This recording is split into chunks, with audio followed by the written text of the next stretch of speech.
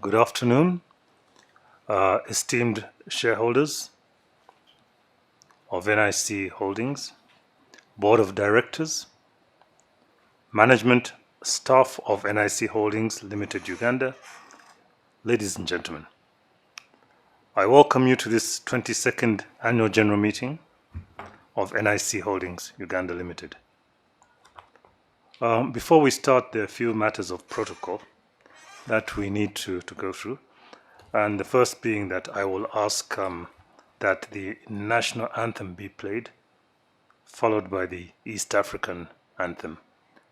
And those of you present can either stand or at least be at attention. Thank you.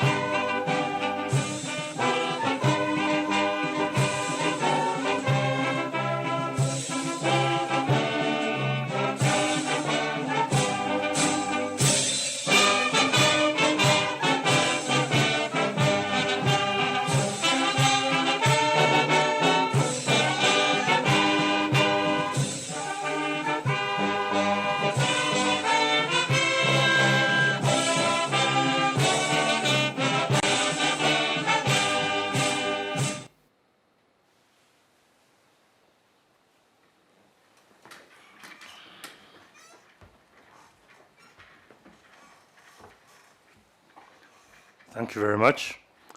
My name is Dr. Alan Shinobi. I am the chairman of NIC Holdings Limited Board of Directors. I'm joined in this virtual meeting by other directors, some of whom are not here physically, but are participating electronically using the meeting facilities made available by our service provider image registrars. Allow me to introduce those who are present. Maybe let me start with those present in the room. I start with Madame Ketra Tokoratire. If you can raise your hand, thank you. Mr. Charles Tukachungura, Mr. Bayo Folayan, who is also the Managing Director, Mr. Rotimi Fashola should be appearing through electronically. I don't know if you can, are you able to put his image on the screen?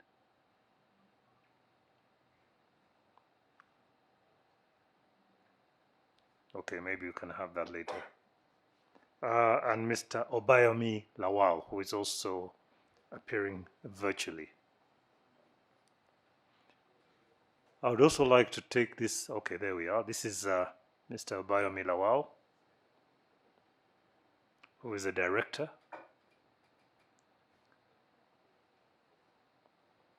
And that is Mr. Rotimi Fashola, who is the vice chairman and the director. So permit me also to introduce the professional advisors. We have representing our outgoing external auditors, KPMG, we have Mr. Assad Lukwago. You can raise your arm. Oh, there you are. Good. I don't know if Madame Jovita Babira is here. There's her image. She is the Associate Director Audit, and we have Anne-Mary Musoke, who is Auditor Manager. Very good. So representing our company registrars, we have SCD Registrars Limited, who is represented here by Mr. Bob Mosinguzi.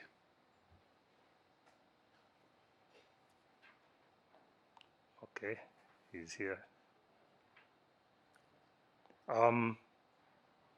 We have Madame Ahere Precious and her colleagues at Emerge Registrars Limited, who are our main partners for this virtual AGM, and we thank Patience and her team for a job well done so far. We also have Mr. Ben Mojuro, the CEO of DVI Productions, who are handling the videography arrangements. So I now come to the formal part of our AGM, and I'll call upon the Company Secretary to report on the registration and confirmation of shareholders' participation through that registration, and to report on proxies received and confirm the presence of a quorum or otherwise.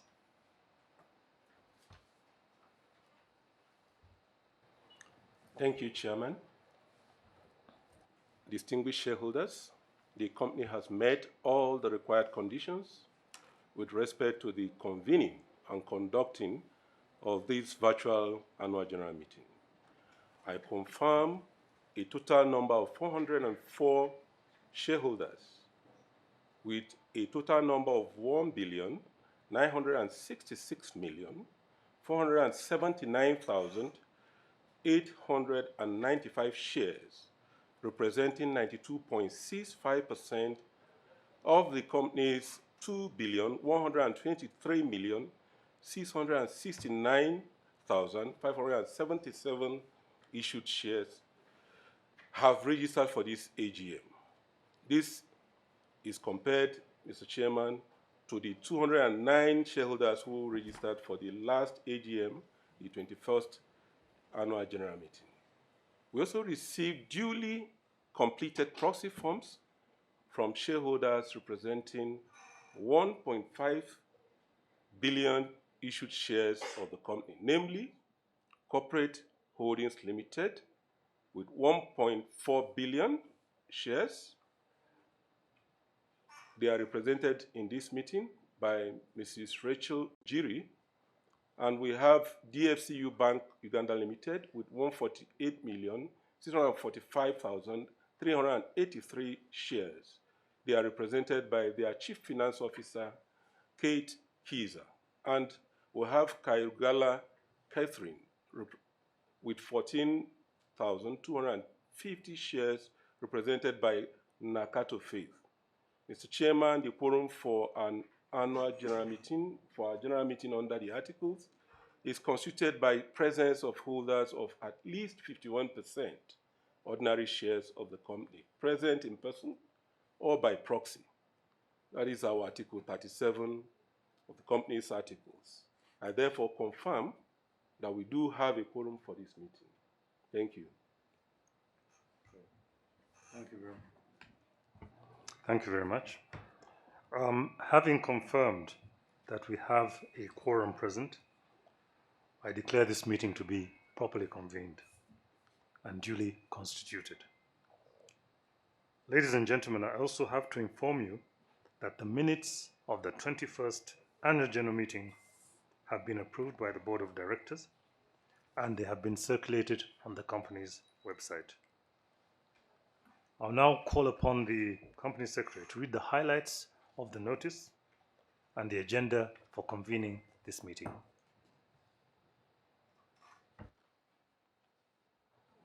Thank you, Chairman. I confirm that the notice and agenda of the meeting, as outlined on page 5 to 6 of the annual report was first published in the newspapers, New Vision newspapers, on the 31st of May, 2023. It was subsequently republished on the 19th of June, 2023, and it has been on our website from the date of publication. The notice was issued on the 26th of May, 2023. The highlights of the notice are, as contained in this notice, there are 4 ordinary businesses and 2 special businesses. Notice is hereby given that the 22nd virtual annual general meeting of NIC Holdings Limited, the company, will be held on Thursday, 20th July 2023 at 2 p.m. Prompt to transact the following businesses. Ordinary business. 1. To lay before the members the financial statements for the year ended 31st December 2022, together with the reports of the directors thereon. 2. To declare a dividend. 3. To re-elect or elect directors in place of the directors who shall be retiring. 4. To reappoint KPMG as external auditors of the company for the year ending 31st December 2023, and to authorize directors to determine their remuneration. Special business. To approve the remuneration of directors. 6. To consider and, if thought fit, approve as special resolutions the following amendments to the Memorandum and Articles of Association. A. To insert the following new clauses of clauses 7 and 8 in the Articles of Association. Clause 7 proposed is all unissued shares of the company shall be offered to existing shareholders pro rata to their shareholding unless issued for the acquisition of assets. Subject to any applicable law, the shareholders in general meeting may authorize the directors to issue any unissued shares and or give options to subscribe for unissued shares as the directors in their discretion may think fit, provided this has been approved by the Uganda Securities Exchange. 8. The power to issue new shares shall, in the case of any fraction of a share, be exercised so that the fraction may be sold for the benefit of the shareholder entitled to it in such manner as the directors may determine. B. To renumber the rest of the articles accordingly. C. To amend clause 16 of the articles as proposed below. Clause 16 states, the company shall have a first and paramount lien upon the shares registered in the name of each member, and Articles 11 to 14 of Table A shall apply, but so that the lien shall not apply to fully paid up shares. Any lien upon partly paid shares shall be limited to the amounts owing on the partly paid shares. D. To also amend clause 17 of the Articles of Association as underlined. Clause 17 states, subject to any special condition in the allotment of shares, all calls on shares shall be made by and at the discretion of the directors, and shall be payable at such time and place and by installments or otherwise as directors may appoint, and Articles 15 to 21 of the Table A shall apply, provided that the directors shall not have power to make any difference between holders of the same class of share in the amount of calls to be paid and the time of payment.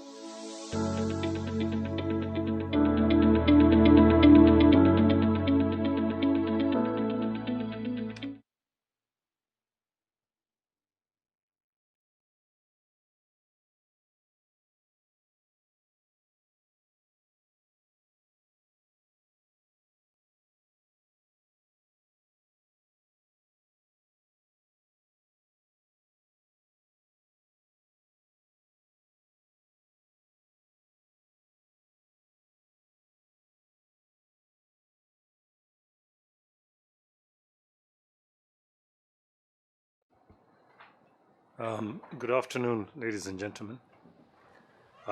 Please bear with us. It seems there were a couple of technical problems and several of you could not connect. So we're trying to start the procedure again. So bear with me, those of you who were with us when we started earlier. I wish to welcome you, shareholders, Board of Directors, management staff of NIC Holdings Limited, Uganda, ladies and gentlemen. I welcome you to the 22nd Annual General Meeting of NIC Holdings Uganda Limited. I believe in confirming with tradition that we should start with the national anthem, followed by the East African anthem.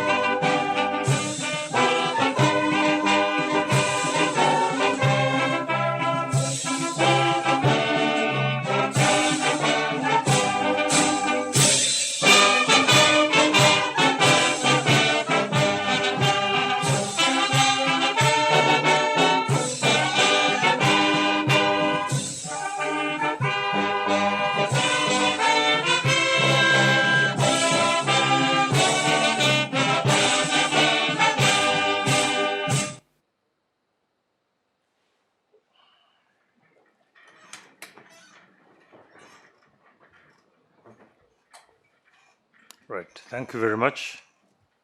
My name is Dr. Alan Shinobi. I am the chairman of NIC Holdings Limited Board of Directors.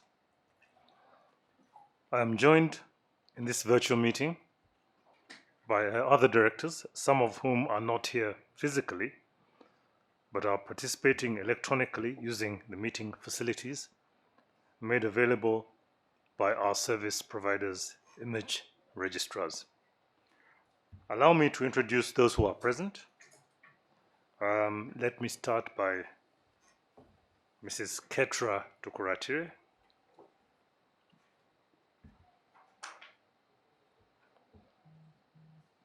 Mr. Charles Tukachungura,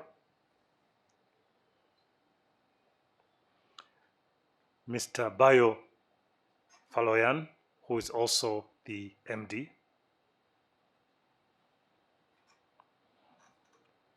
Mr. Obayomi Lawal,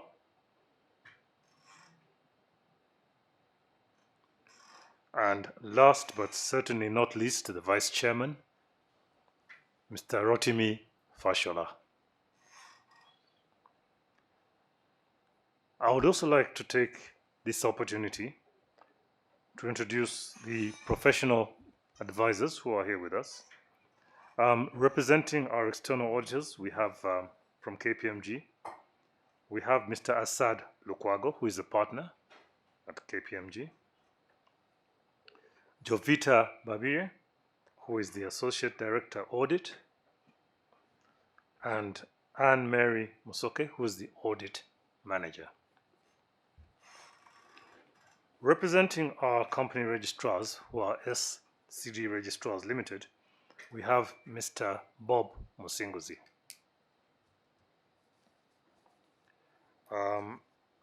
We also have Ahere Precious and her other colleagues at Image Registrars Limited, who are our main partners for this virtual AGM.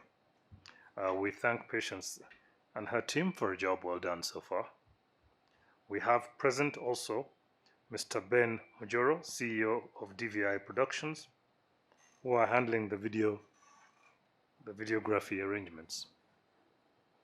We also have some representatives from Uganda Stock Exchange, USE, Securities Exchange, Rehma Serukenya, SCD registrars, Mwevesa Gilbert, who is also here, SCD registrars. You are all welcome. Now, I will now call upon the Company Secretary to report on the registration and confirmation of the shareholders' participation through registration, and to report on the proxies received and confirm the presence of a quorum or otherwise. Thank you, Chairman.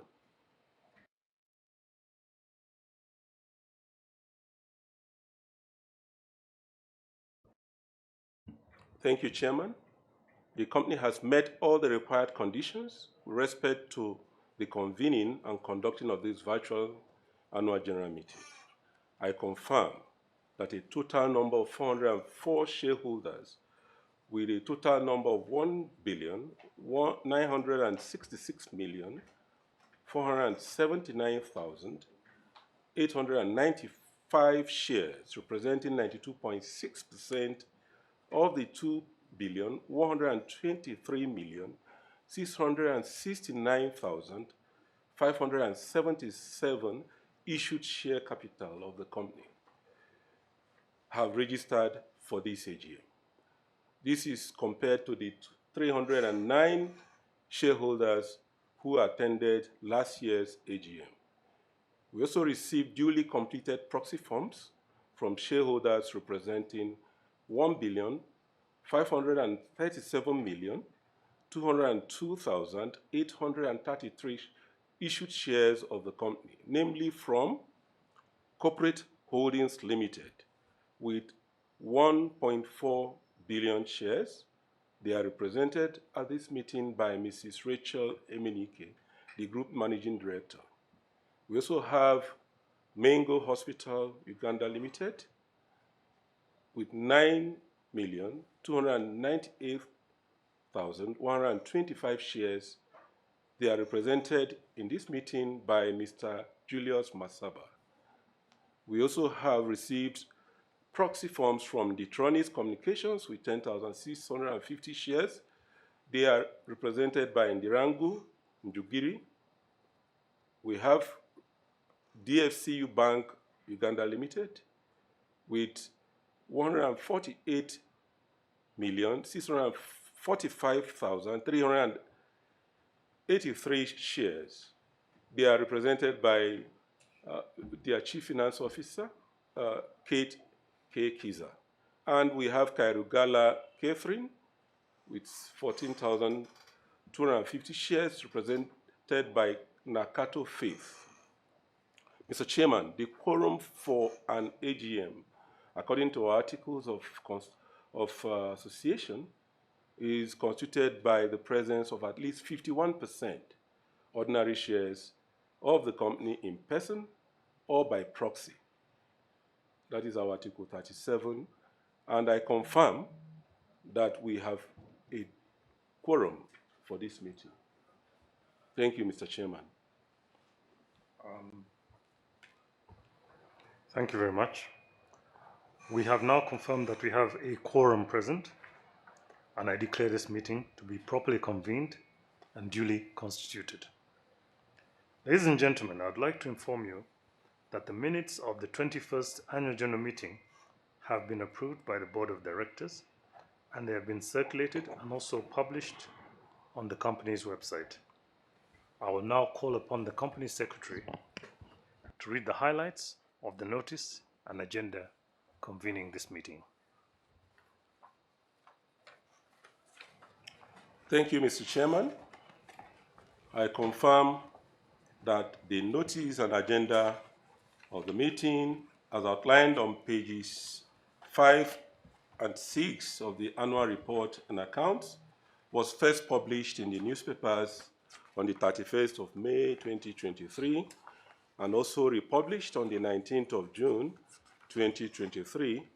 It has been on our website from the first date of publication is still displayed on our website. The notice is hereby given that the 22nd virtual annual general meeting of the company will be held on Thursday, 20th July 2023 at 2 p.m. prompt to transact the following businesses. 1. To lay before the members the financial statements for the year ended 31st December 2022, together with the reports of the directors thereon. 2. To declare a dividend. 3. To re-elect or elect directors in place of the directors who shall be retiring. 4. To reappoint KPMG as external auditors of the company for the year ending 31st December 2023 and to authorize directors to determine their remuneration. Special business. 5. To approve the remuneration of directors. 6. To consider and, if thought fit, approved as special resolutions the following amendments to the Memorandum and Articles of Association. A. To insert the following new clauses 7 and 8 in the Articles of Association. Clause 7. All unissued shares of the company shall be offered to existing shares pro rata to their shareholding unless issued for the acquisition of assets. Subject to any applicable law, the shareholders in general meeting may authorize the directors to issue any unissued shares and to give and/or give options to subscribe for unissued shares as directors in their discretion may think fit, provided this has been approved by the Uganda Securities Exchange. 8. The power to issue new shares shall, in the case of any fraction of a share, be exercised so that the fraction may be sold for the benefit of the shareholder entitled to it in such manner as the directors may determine. B. To renumber the rest of the Articles of Association. C. To amend Clause 16 of the Articles of Association as proposed below. Clause 16 states, the company shall have a first and paramount lien upon shares registered in the name of each member, and Articles 11 to 14 of Table A shall apply, but so that the lien shall not apply to fully paid up shares. Any lien upon partly paid shares shall be limited to the amounts owing on the partly paid shares. That last sentence is underlined, meaning that is the only part we are adding to Clause 16. D. To amend Clause 17 of the Articles of Association.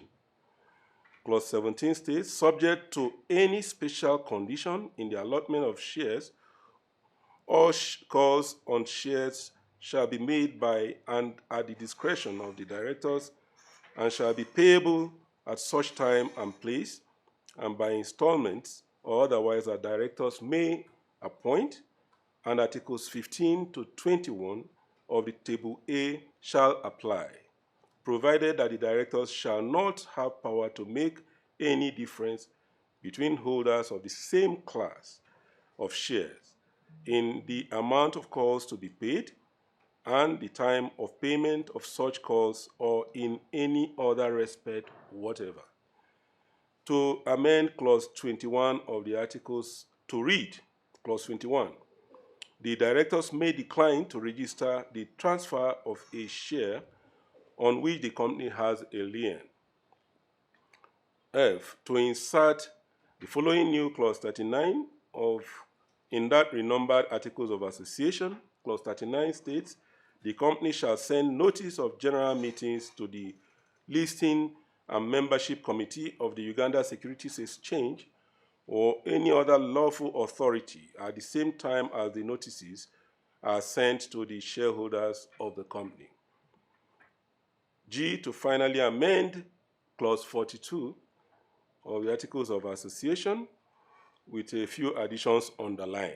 42. No business shall be transacted at any general meeting unless a quorum of members is present at the time when the meeting proceeds to business.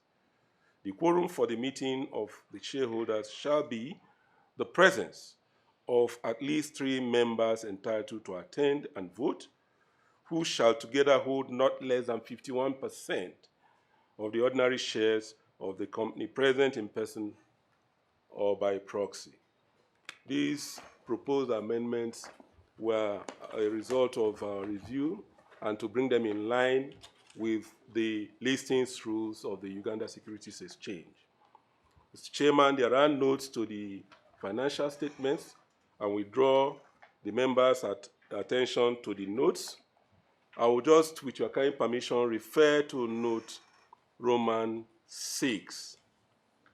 Roman 6, final dividend. The board recommends for the approval of shareholders a final dividend payment of 1 Uganda shillings for every ordinary share held at the close of register on 31st August 2023 out of the profit for the year ended 31st December 2022, subject to withholding tax at the appropriate rate. If the recommended dividend is approved by shareholders, that is at today's AGM, payment will be made by 14th September 2023 to those members entitled to the dividend. Thank you, Mr. Chairman.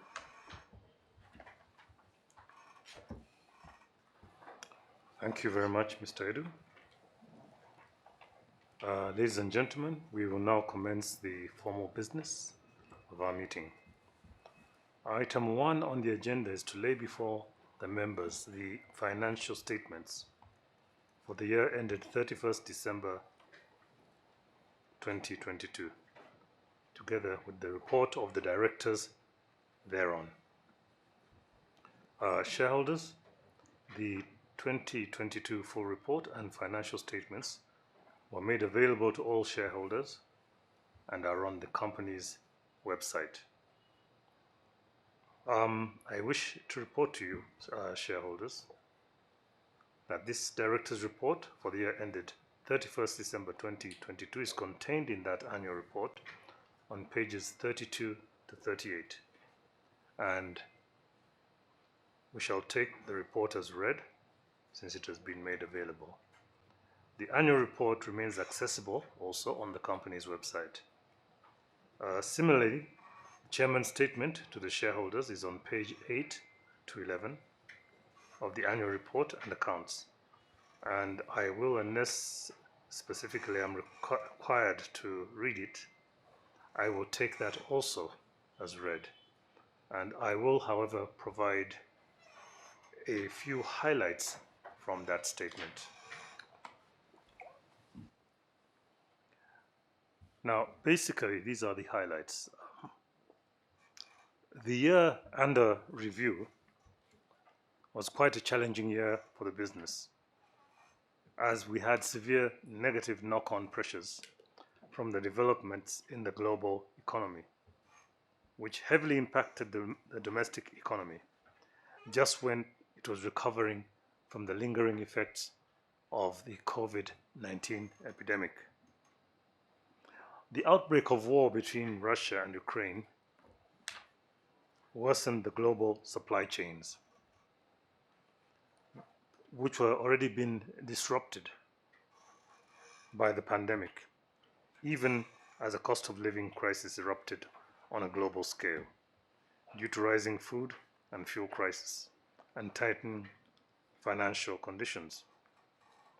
On the domestic front, the main direct challenge to the company's operations in 2022 was the suspension for 4 months of the insurance license of NIC Life, which is one of the company's operating subsidiaries, by the Insurance Regulatory Authority, IRA, over the delayed appointment of a managing director for the subsidiary. The matter has since been resolved and the license was reinstated.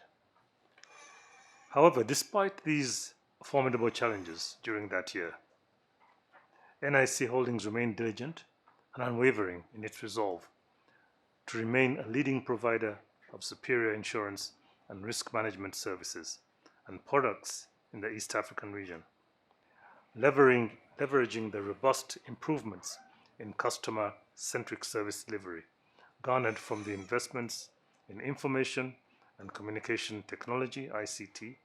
The company posted significant growth in gross premium written in 2022. This gross premium grew by 19% from Uganda shillings 25.9 billion in 2021 to Uganda shillings 30.7 billion in 2022. The non-life subsidiaries gross premium grew by 21%, and this is well above the industry growth rate of 15.8%. From Uganda shillings 23.5 billion in 2021 to Uganda shillings 28.6 billion in the year under review. While the life subsidiaries gross premium recorded an 8% decline to Uganda shillings 2.5 billion in 2022 from the gross premium of 2.7 billion in the previous year. The major contributors to the impressive results achieved in 2022 were the group's traditional business lines of marine, motor, aviation, and special risks, which have continued to flourish. Motor business, for example, grew exponentially by 61% as customers rewarded the company for its exceptional customer satisfaction culture. The net underwriting income rose by 26.3% from shillings 15.7 billion in 2021 to 19.9 billion in the year under review. The reinsurance cost declined marginally from 11.95 billion in 2021 to 11.52 billion in 2022. Net claims rose by 46.2% from 3.23 billion in 2021 to 4.733 billion last year, as your company sustained its coveted tradition of prompt claims payment. Investment income rose marginally from shillings 2.7 billion in 2021 to 2.72 billion in the year under review. The total assets expanded by 11.2% from 106.6 billion in 2021 to 126.1 billion in the year under review, while maintenance and management expenses increased to Uganda shillings 14.51 billion last year from 11.99 billion in 2021. That is a summary of the chairman's statement, which is in the booklet or the annual report, which I believe most of you have had a chance to acquaint yourselves with. It is at this point, shareholders, that I now invite the CEO of the company, Mr. Bayo Folayan, to introduce the management team and to read his report on the year under review and of the future prospects for the company. Mr. CEO, please. Thank you, Chairman. Distinguished shareholders, ladies and gentlemen, allow me to introduce the members of the management team. And I think they will be, for those that are not here, they will be screened on the, put on the screen as I mention their name. Mr. Elias Edu, who is the company secretary and has been with us here. Mr. Olawale Uluwaniyi, who is the chief finance officer, who is also here. Mrs. Jocelyn Uchanda, the head of marketing. Mr. Oluwatoyin Sanyaolu, who is the managing director of NIC Life Assurance. Mr. Anthony Lubandi, the chief finance officer of NIC Life. Mrs. Betty Matovu, who is the head of our non-life operations, Mr.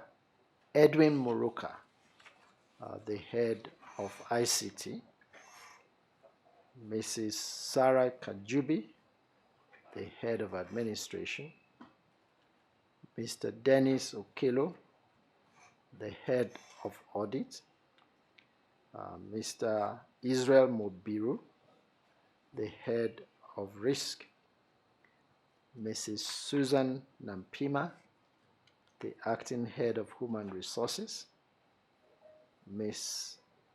Jacqueline Ayinge, the acting head of legal services, and Ms. Angela Ajiku, the head of corporate communications. Those are the management team. Shareholders, my report to you for the year ended 31st December 2022 is contained in the annual report on pages 13 to 14, and I shall take the report as read. The annual report remains accessible on the company's website. I will, however, provide a few important highlights for our esteemed shareholders. As was stated by the chairman, there were quite a number of challenges during the year 2022. I think the year almost started with the Russian-Ukraine war, which was thought was going to last just a few days. Unfortunately, the war is still on till today, and it brought with it in attendance quite a number of other issues that impacted on the world economy. The first thing that was noticed was the supply chain challenges as a result of the effect it had on the global supply of goods. This led to unavailability of some very essential goods. Attendant to that was the rise in the prices of goods, inflation, which we're still suffering from even until today. There were disruptions in the global stock and financial markets. And because of what was happening, central banks across the countries of the world increased interest rates generally. However, even with these challenges, your company was able to achieve some level of success. And I start just a few review of some of the performance highlights. We had an increase in the gross premium income by 19% for the group, which grew from 25.87 in 2021 to 30.69 billion in 2022. As a result also of the increase in the gross premium income, net claims also increased by about 47% to 4.7 billion from 3.24 billion shillings that was incurred in 2021, attesting to the fact that your company is alive to its responsibilities of paying claims and paying them promptly. The commission expense decreased by 18% to 3.94 billion shillings in 2022 from 3.36 billion that was incurred in 2021. Because of the challenges of doing business, the management expenses increased by 21% to 14.51 billion in 2020 from 11.99 billion incurred in 2021. We highlighted the rise in the cost of prices of goods and all other things that led to increases in the expense of running the business. Within the year also, the investment income of the company increased by 2% to 2.73 billion shillings in 2022 from 2.7 billion in 2021. And while the profit before taxation reduced by 19% from 4.71 billion in 2021 to 3.81 billion in 2022, the profit after tax, which is the bottom line, grew by 31% from 3.22 billion in 2021 to 4.22 billion shillings in 2022. Now, if we look at the consolidated statement of financial position, the total assets of the company increased by 19% from 106.04 billion as at 31st December 2021 to 126.15 billion shillings as at 31st December 2022. The group's total liabilities increased by 21% from 67.29 billion shillings as at 2021 to 81.14 billion shillings as at 31st December 2022. In all, the shareholders' wealth grew as the shareholders' equity increased by 17%. This is from 38.75 billion shillings in 2021 to 45 billion shillings as at 31st December 2022. In essence, the earnings per share also increased by 31%. That is from 1.52 per share in 2021 to 1.99 per share in 2022. The retained earnings of the company also increased from 18.84 in 2021 to 23.12 billion in 2022, an increase of 23%. And we continue to do as much as possible to maximize the wealth of the shareholders. And at the end of the year, just in order to also reward our distinguished shareholders, the company declared a dividend of 1 shillings for every share of the company held. You are invited at this meeting to approve this dividend of 1 share per shilling. Let me just quickly also touch a little bit on the performance of the subsidiaries. Your company has 2 subsidiaries, one transacting the general insurance business, which is the short-term business, and the other transacting the life business, which is the long-term. For the NIC General, the business segment recorded a 22% growth in premium from 23.54 billion of the gross written premium in 2021 to 28.59 billion in 2022. This is definitely above the market growth rate of about 15%.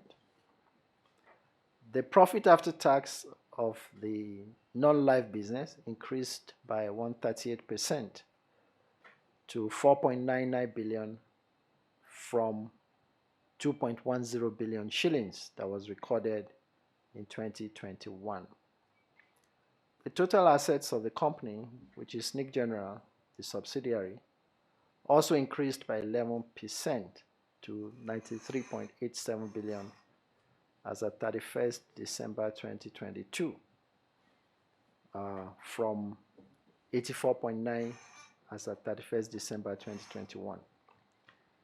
The total liabilities increased by 5% from 53.12 billion in 2021 to 55.77 billion in 2022.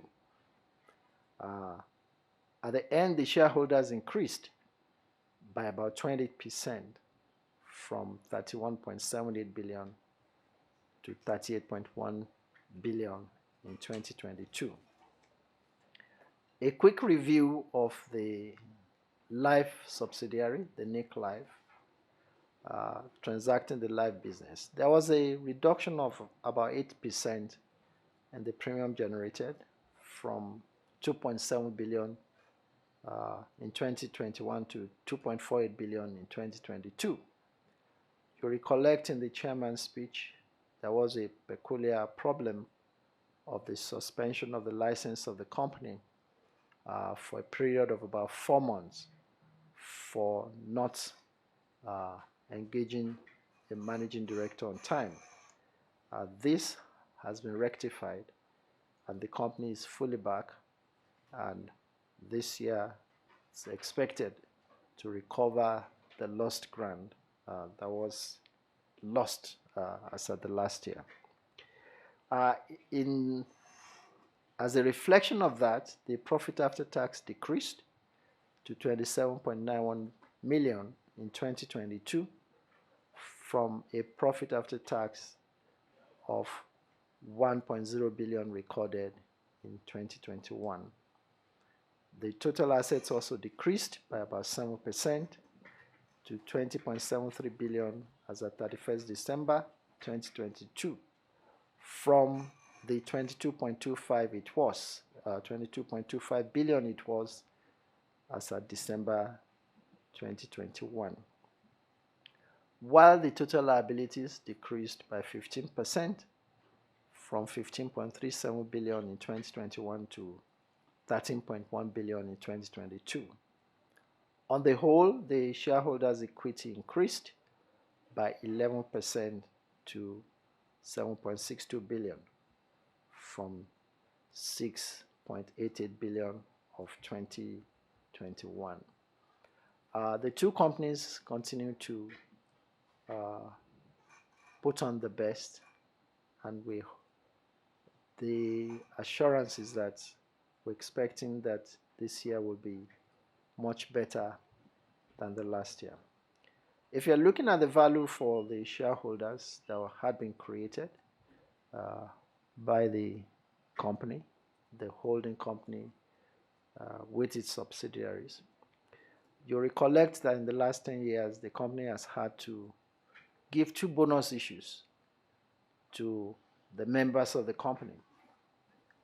One in 2014, the company listed its shares from a rights issue of 4.5 at a discount of 25.7, bringing value to the shareholders at a reduced price. And in the same 2014, it issued a bonus issue where for every 11 shares that the shareholders have, they get 8 additional as bonus gratis, which they didn't have to pay for. And just last year, it issued another bonus out of the retained earnings on the basis of 1 to 2 for every 2 shares it has. For every 1 share, gets a bonus of 2. In 2022, one will have expected with these bonus issues, there will be effects on the prices, negative effects on the prices of the shares. But in the same year, the price remained firm at 5.34 shillings after the bonus issue, which means the shareholders gained about 33.3% in value with the price remaining firm. Also, even after the bonus of 2022, the price has risen by about 3% to 5.5 shillings. You recollect that there was an approval for a rights issue. The company is in the process of holding a rights issue before the end of the year. We will be calling on our shareholders to participate in this rights issue, as it affords you also an opportunity to continue to build up on your personal wealth and your participation in the company. Just like I said earlier, as value to our shareholders, we're declaring a dividend of 1 shillings this year for every share that's been held. We're looking within the next future to continue to meet all regulatory requirements, particularly as concerning the capital adequacy ratio. As of now, the two subsidiaries have met the 200% capital adequacy ratio regulatory requirement. And like I said, the two companies that are regulated by the Insurance Regulatory Authority are committed to this continuous full compliance within the years ahead. As part of our plan, we're extending our online presence to more of our products. We started with one of the products at the beginning of the year. We're moving on to additional two before the end of the year, just so that we can take advantage of the opportunities that the online presence gives to us to expand our network, our turnover, and expand our ability to serve our customers seamlessly from the comfort of their homes, from the comfort of their offices, or wherever they may be. As our shareholders, you can also please log on to this, check our website, and you'll be able to see what value you can get from the seamless advantage, the seamless opportunity given for us to purchase some of our products from the comfort of our rooms or wherever we may be. In addition, we started with the review of our national network in order to ensure more effectiveness and efficiency. Some of our branches were closed in line with our focus to reduce the risk exposure. These risk exposures are in marketing, financial control, and compliance. Some others were also opened up to take advantage of the marketing opportunities that turn up in different areas of the country. Auditor's report appearing on pages 40 to 44 of the annual report. Thank you, Chairman. Good afternoon. Thank you, KPMG. Go ahead, please. Good afternoon, shareholders. First of all, on behalf of KPMG, I would like to thank you, members, the shareholders of NIC Holdings Limited, for having entrusted the audit of the company and the group for the year ended 31 December 2022 with KPMG. It's a responsibility we took seriously and with both hands. And I would like to confirm to you, members, that we have completed our audit. And on that behalf, I would like to also thank the directors for having provided a sounding board throughout the audit process, and also management for enduring our audit and also supporting the process. Members, we completed our audit, and the numbers that were circulated to you through the annual report are the same numbers that have been presented by management in this meeting, and we confirm those are the numbers that we audited.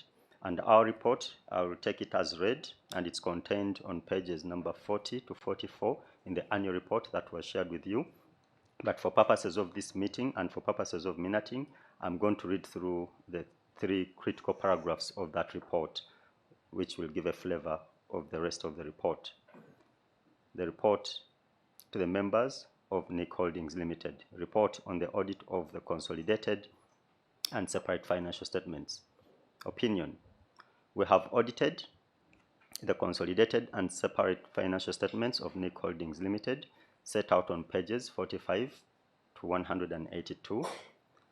And in our opinion, the accompanying consolidated and separate financial statements give a true and fair view of the consolidated and separate statement of financial position of NIC Holdings Limited as at 31 December 2022, and of its consolidated and separate financial performance, and of its consolidated and separate cash flows for the year then ended in accordance with IFRS's, the Companies Act of Uganda, and the Insurance Act of 2017 laws of Uganda. Basis for opinion. We conducted our audit in accordance with international standards on auditing. Our responsibilities under those standards are further described in the auditor's responsibility for the audit of the consolidated and separate financial statement section of our report. We are independent of the group and the company in accordance with the ISB code, together with the ethical requirements that are relevant to our audit of the consolidated and separate financial statements in Uganda. We believe that the audit evidence we obtained is sufficient and appropriate to provide a basis for our opinion. Members, international standards on auditing normally require us to consider any matters where we spend the most amount of time and areas where there's significant judgment in the audit process, and those are normally called key audit matters.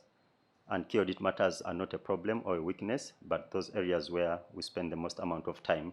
The only area that qualifies to be called a key audit matter for this particular group is the insurance contract liabilities in the consolidated financial statements.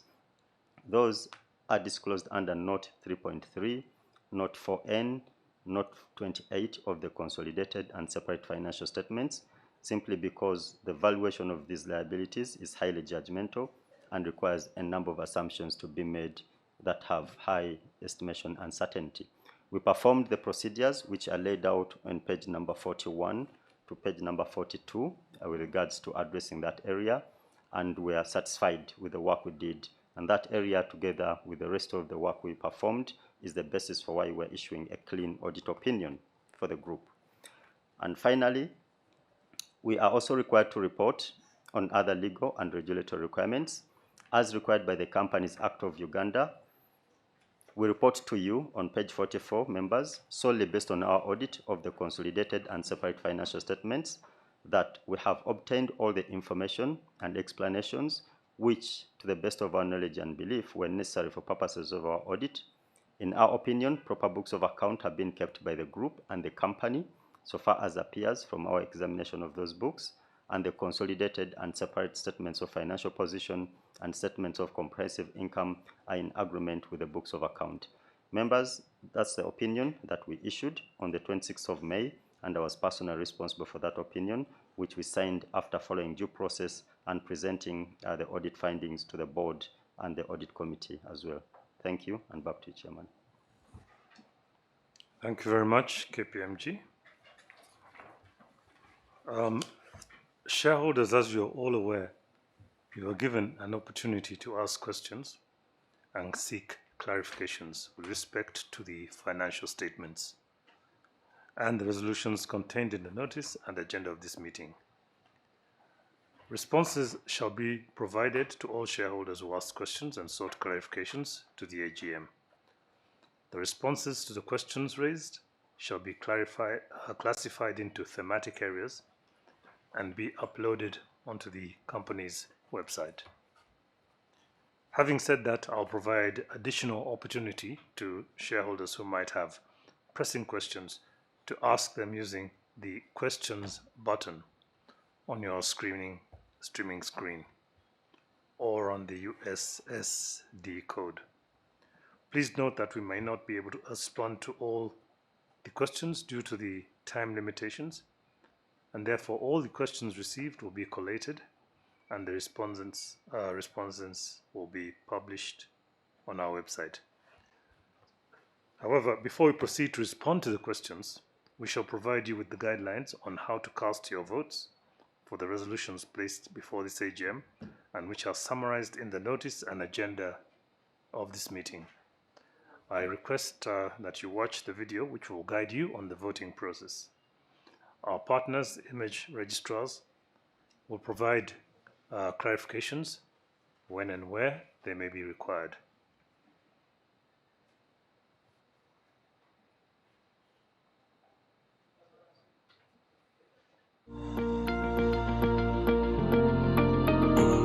Welcome to the 22nd Annual General Meeting for NIC Holdings Limited. Once voting is open, those eligible to vote will receive a prompt on their mobile phones asking them to vote by dialing the provided USSD code on their mobile phones and following the prompts, or by voting via the livestream link. Those with multiple accounts or holding proxies on behalf of other shareholders will be prompted to vote for the various accounts consecutively. Registered shareholders and proxies will key in and dial the following USSD code from any mobile phone network in Uganda and Kenya. Once the shareholder chooses the language, the next prompt will be as follows. Welcome to the 22nd NIC Holdings Limited AGM. Reply with 1. Once the shareholder has responded, they shall receive the following prompt. Accounts registered with your number are listed below. Reply with 1 to vote using the first listed account. Continue following the same prompts for all other resolutions. Shareholders with multiple accounts shall be prompted to vote until they exhaust all their accounts. Shareholders will receive an SMS with their live stream link. Once you click the link, you will find the Vote button on the dashboard. Click the button and thereafter click the voting options as per your choice. Once completed, click the Vote for Motions button to complete voting. Closing of voting will be announced by the chairman. Results of the resolutions voted on will be published on the company's website within 24 hours following conclusion of the AGM.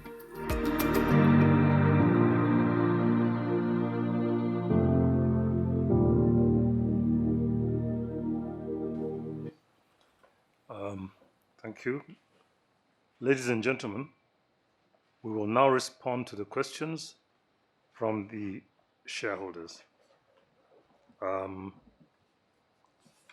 Those to which I can respond, I will. Those to which I cannot respond, I'll pass to the CEO or whichever director or officer of the company who is best suited to do so.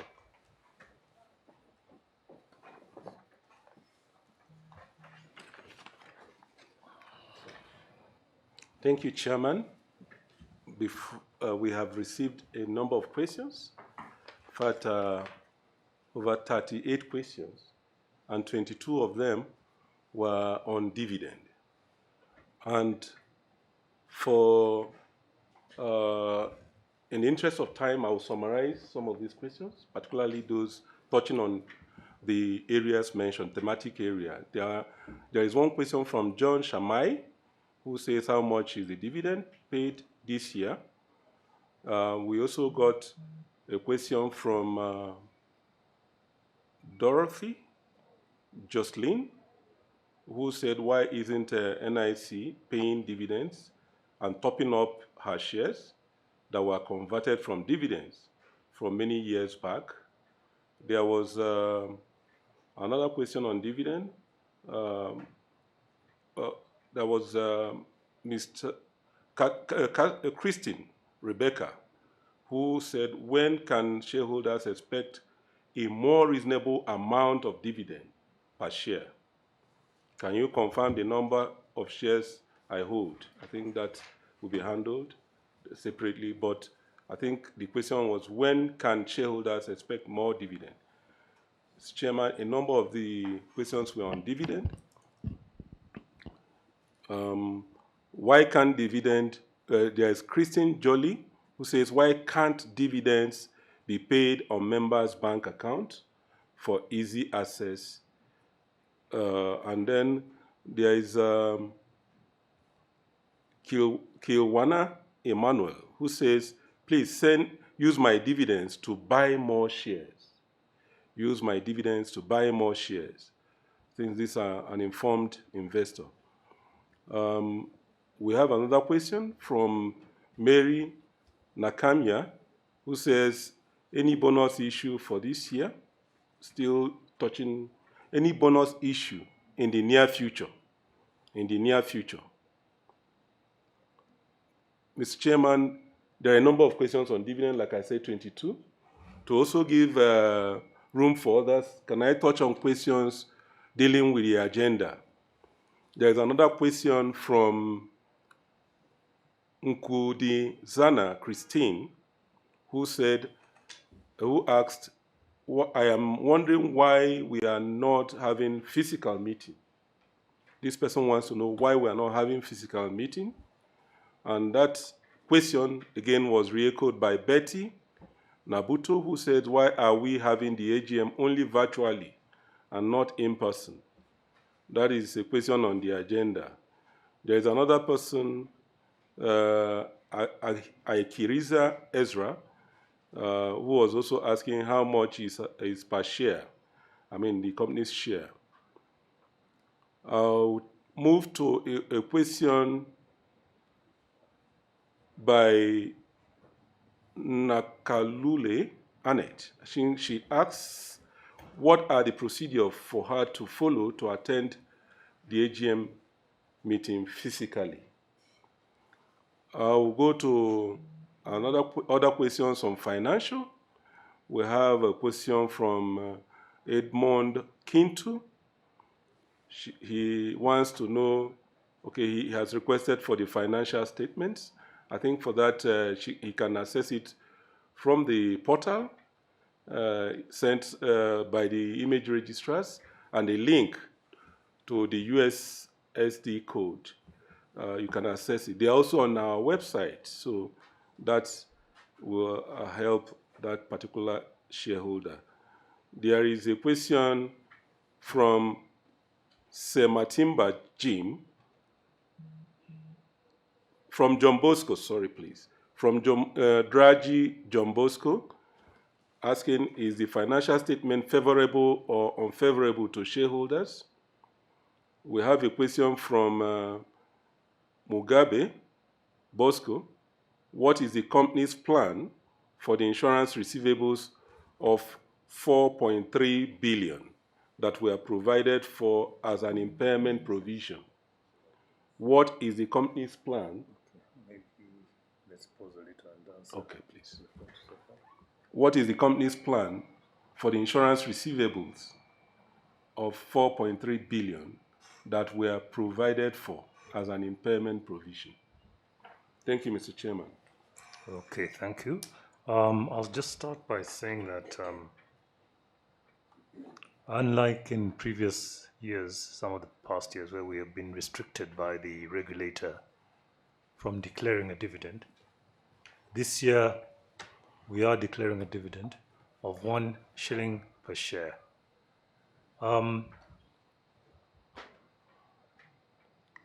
This is how much the dividend will be this year. So that answers the first question which was asked, which is there a dividend and how much is the dividend? I'll ask the Managing Director to answer the rest of the questions which have been asked. Thank you very much, shareholders, for those questions. I'll just try to, some of the questions are actually related, and I think, like the chairman said, a number relates to the dividend. For example, when can shareholders expect dividend? Expect dividend by September 14th. Once this is approved at this meeting, one of the agenda items at this meeting is to consider the declaration of 1 shilling per share for every share that is held. So there's a dividend to be expected before the end of the year, specific by September 14th for everyone that has shares by August 20 or August 31st, which is the cutoff date for the marking of the register, for the completion of the register. There was a question on dividend being paid on members' bank accounts. In fact, this is what we encourage. It makes it easier for us because all we need to do is to credit your account. But we always make it clear, and if you also even check the notice of the meeting, it's always clear there that members should please first register for their SCD account. When you register for your SCD account, it makes things a lot much easier. And we will still encourage, for example, the person asking this question, are you registered on the SCD? But apart from registering on the NCD, we must have your account, and you can just at the page where there is a notice, if you have any information, you want to change some of your details, some of the information concerning your business, your accounts, your shares, you can send to the address that is given there. We will not be able to pay money on your account if we don't have your account. So it's very desirable, and this is what we do for most shareholders that do have accounts with us. Another thing is to pay even on mobile money. If we have your details, it makes it easier for us to pay on mobile money. So as many shareholders as are listening, please, one of the good ways in which you can help us in getting your dividend to you is to give us the bank account. In addition to that, we need an update of your details. For example, we need your email, we need your phone numbers. It makes us to be able to communicate with you when there are any issues or when there's any information that we need to pass to you. There's a question on using your dividend to buy more shares. There are regulations as to that. When I was reading my report, we have had 2 bonus issues. But even then, we had a rights issue, and we are still having 1 rights issue this year. It's during the rights issue that we are allowed in any way to also take money from you. However, if you want to buy more shares, when you collect your dividend, you can buy on the open market, the USC, the Uganda Securities Exchange, for every 2 shares you have, or every 1 share you 1 for 2, 1 for 2. And we are also doing the rights issue this year, like I told you before, so that you can begin to put your money aside to be able to have to participate in the rights issue. On the issue of physical meeting or virtual meeting, it's a matter of looking at the dynamics, and we felt it could be a way of saving money also in terms of the expenses rather than having a physical meeting. And we understand that people come from all parts of the country. We also want to make it easier for them so that even at the comfort of their homes, they can attend the meeting and fully participate in it. But we can consider subsequently whether if we have a consensus of shareholders, we can consider subsequently to have this physical meeting. Somebody was asking whether the result of this year is favorable or unfavorable. The accounts were shared. And from what I said, even when I was going through the performance highlights for the company, the profit after tax increased by about 31%. It increased from 3.22 billion in 2021 to 4.22 billion in 2022. It is favorable to the extent that it's allowing us to declare a dividend of 1 shilling. It's favorable to the extent that the shareholders' equity increased by 17%, which is a measure of the wealth of the shareholders. It's favorable to the extent that the retained earnings increased by about 31%. It's favorable to the extent that the retained earnings of the company increased by 23%, and favorable to the others. So, but it can only become better than this in the future. I think there was a question on our plan for the insurance receivable. If a number of things constitute what we call the insurance receivable. In the first place, people cannot owe you if you are not getting the business. It is because we're getting the business that we can't be having particularly premium receivable. If I get what you're saying correctly in terms of why the premium receivable. So the business grows, and at the same time you will have, particularly on government businesses where premium is not paid on time, an allowance is given to that, for that, even in the regulations, for some outstanding from government. So, but what I can assure you is that even a number of those policies on which they were receivable as of December, the premium has been paid. But because the business is a continuous business, like I said, you can only have people owing you if you have business coming in.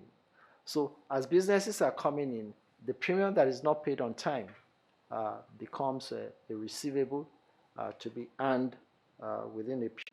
I mean, quoting him, greatly compared to the excellent performance in the first half of the year, where the first half of the year doctored.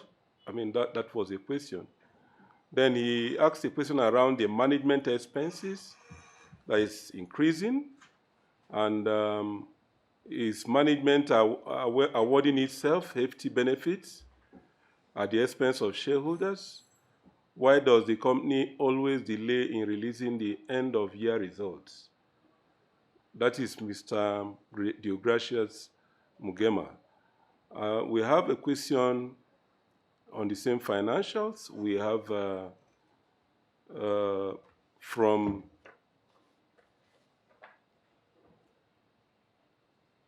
okay. You've taken that. That's the receivable. Let me take the question from auditors. For auditors, Christine Seremba has asked, is it possible to reduce the auditor's remuneration so that members get better dividends? I think that was addressed directly to KPMG. Then another question to the board apparently is it possible to reduce the director's remuneration to increase on members' dividends, coming from the same Seremba, Christine, Jolly? Okay, maybe you can pause there. Okay, sir. Thank So, you very MD much. Aya, please go ahead. Apart from the question for the auditor, the rest, Thank you I believe you very can much. answer the rest. The question on the company's performance of end of year compared to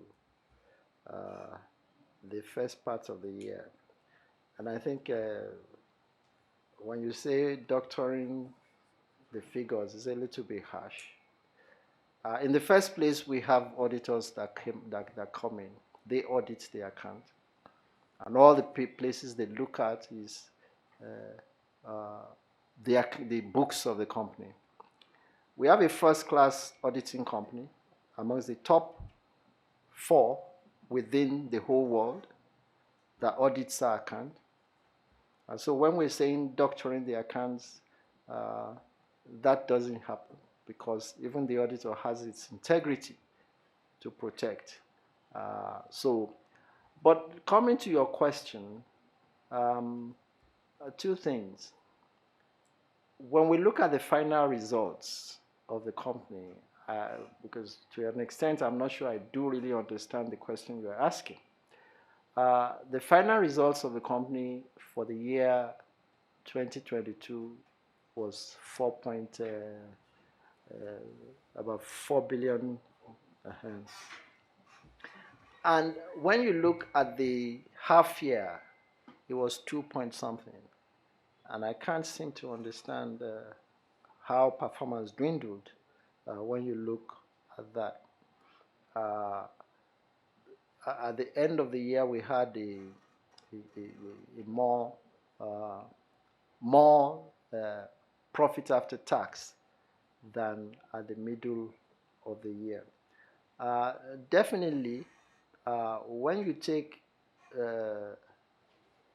a profit is not months. That's where if it is 2 at the half year, then it must be 2 plus 2 to make 4. It can be 2 plus 6 to make 8. It can be 2 plus 1, depending on the circumstances of what happened in the second half of the year. And we noticed some of the challenges as the year continued to progress as concerning the business. So, like I said, when you look at the overall, the profit after tax actually grew much more than what it grew in the first half of the year. And that's because a number of other things to net itself off by the end, towards the second half, in terms of valuation and all of that needs to come in. So there's another question on the management expenses increasing. And like I said earlier, there were quite a number of challenges that were faced during the year. All of us, we were witnesses to the increase in the general price levels of goods and services.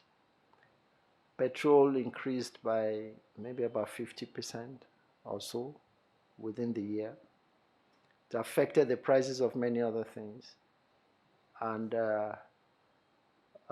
we are not in any way also removed from the effects of some of these things.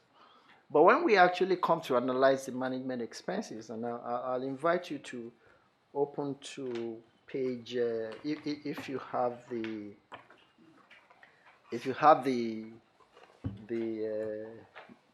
audited account, to open to page 134, note 11. You will see where the real issues concerning the management expenses came from. And I think I'll take it with the question of whether management is awarding itself hefty benefits. Definitely, there is no other benefit that we take more than the salaries, which is normal salaries. But if you look at it, the salaries actually increased only by 12% in the real sense of the word. Yes, management expenses increased by about 20-something%. But where you have the bulk of the increases coming from relates to AGM expenses, audits, legal and other consultants, which increased astronomically.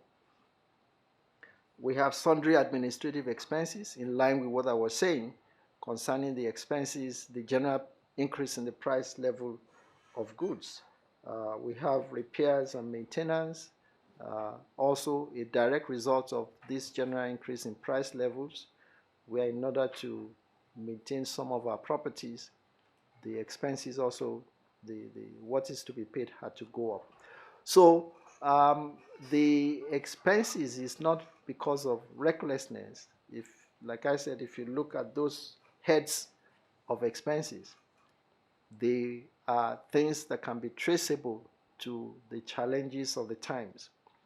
So, and we will continue to curb the expenses. If you recollect, the year before, we actually reduced on expenses by about 2%. The year before that, there was a reduction in expenses. So for about 2-3 years now, we've been, even with increased premium, we've been having the expenses come down. But for last year, we all knew what's happened in terms of the general price levels. So, in a nutshell, the company or the staff, we are not awarding ourselves hefty benefits. Whatever salaries that are being paid is in tandem with what was paid the previous year for as concerning each head of staff. So maybe I'll allow the auditor to answer the other question on the auditor's remuneration.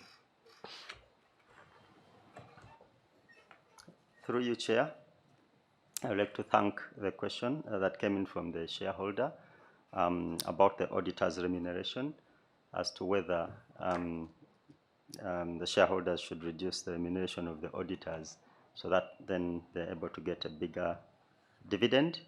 I would say, yes, indeed, shareholders, you are the ones who fix our remuneration, and you have all the powers over us, because we as auditors, we are your eyes where you are not, in terms of checking the books of account and ensuring that whatever is presented before you here has our assurance.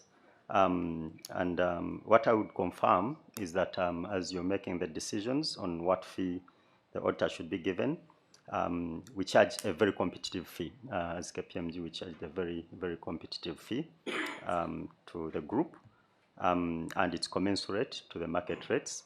And indeed, even if the fee was totally zero, it's not material to the financial statements that were presented before you.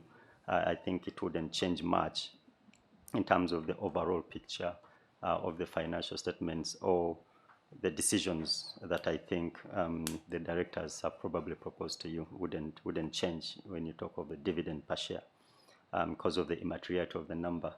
But to me, shareholders, I think what you're looking for is more long-term value into the company, and the assurance that you get from your auditors is very paramount towards the safety of your investment in the entity. And therefore, you always want an auditor who is independent of management and independent of the company, and therefore well remunerated according to market prices. So that's the plea that I would put forward to the shareholders. Thank you. Thank you, sir.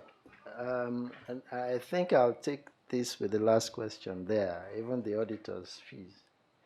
As shareholders, I don't think we should even encourage auditors to earn peanuts. They are our eyes to look at what the management is doing, inspect the books and all of that. And if you pay, they say if you pay peanuts, you get also peanuts in terms of the service.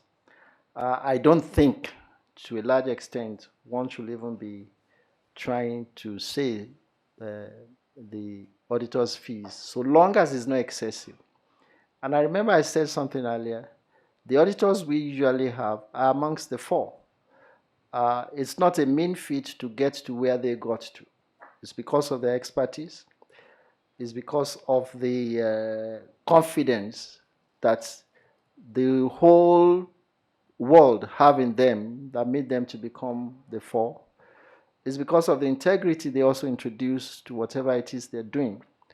And except we're now being told to go ahead and recruit auditors from the the bottom rank of that industry, which we will not do. So one will still be able to say that we should, so long as it's competitive, we should be able to pay the auditors what will make them to do the work which they are supposed to do, and do it conscientiously. The same thing with the directors.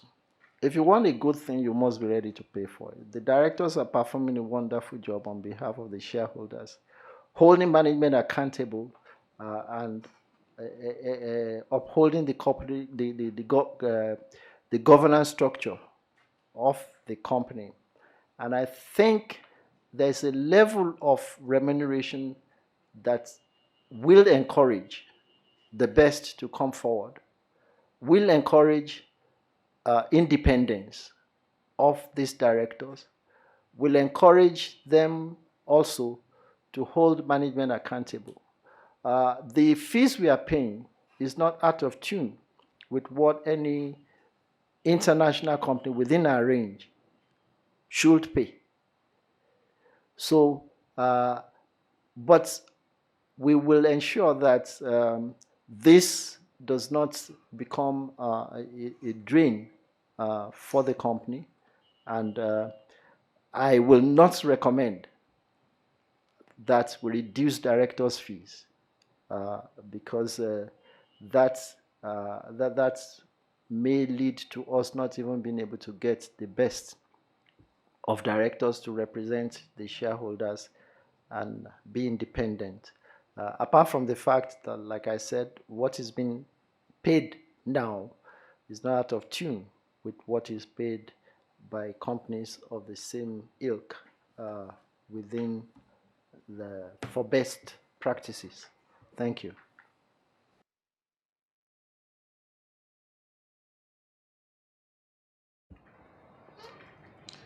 Okay, thank you for all your questions, shareholders. I trust we have now given adequate consideration to all matters contained in the annual report and the questions raised by the shareholders.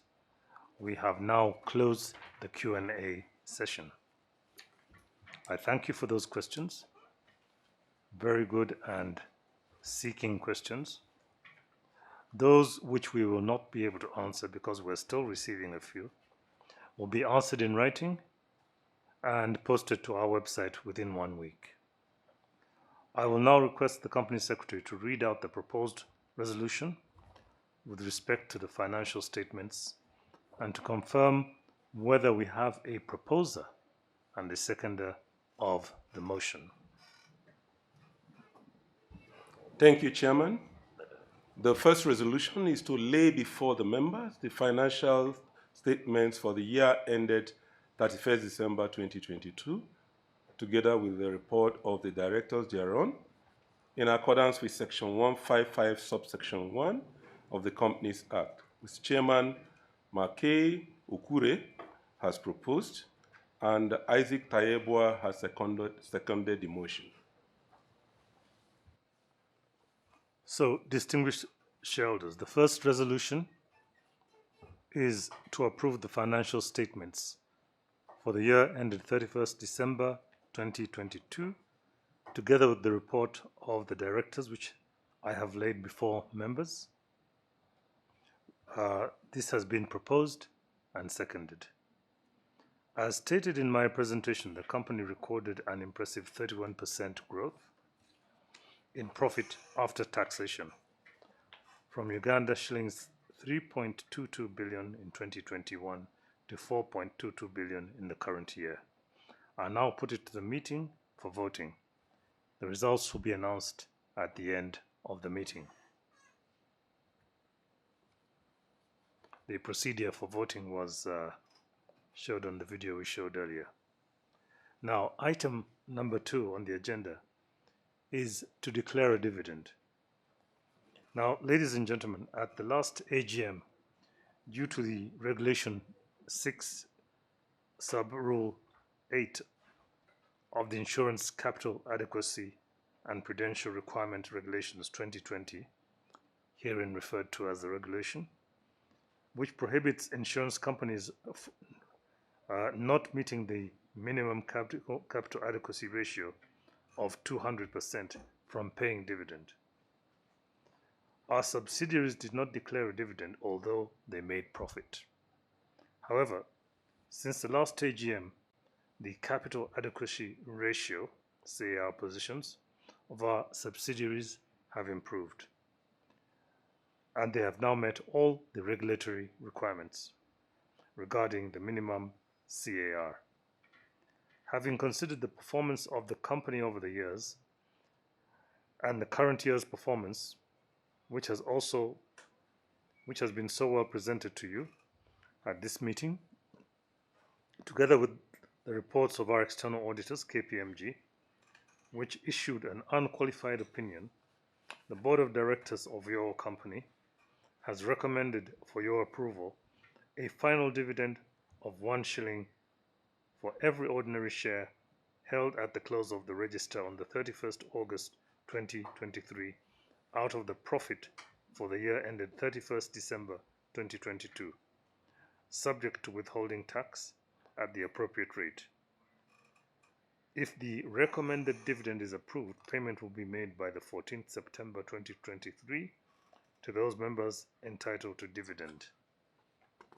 This will translate into a total payment of Uganda shillings 2.124 billion in terms of dividend to the shareholders.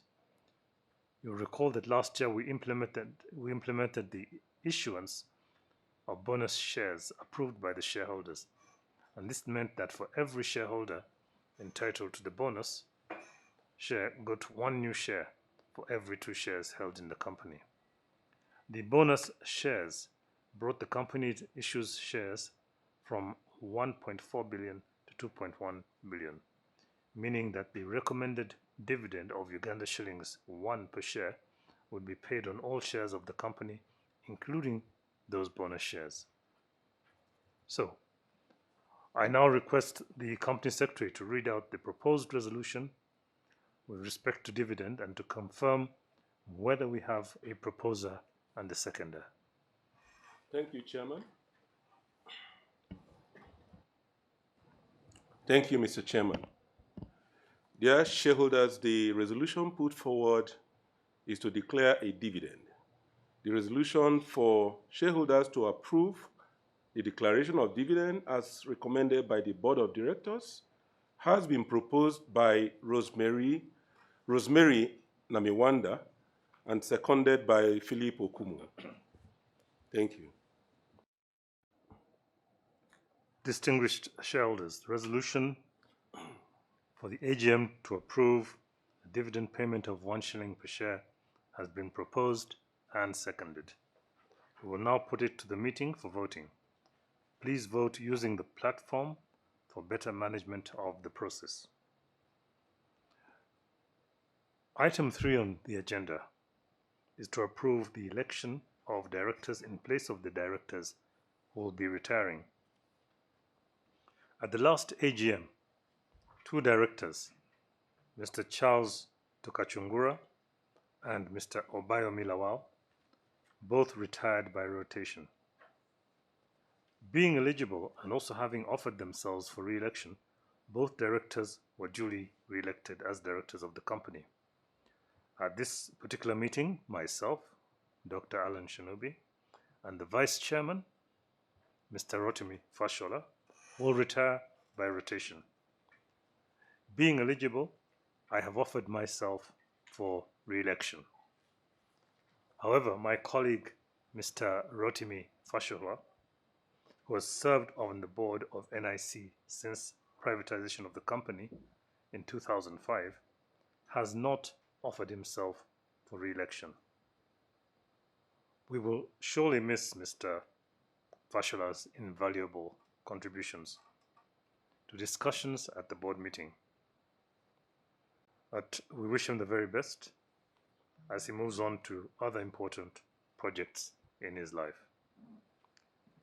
So, distinguished shareholders, Mr. Rotimi Fashola, who had been nominated on the board by Industrial and General Insurance Plc, that is IGI PLC, the core investor of your company. So we shall wait a replacement from IGI PLC.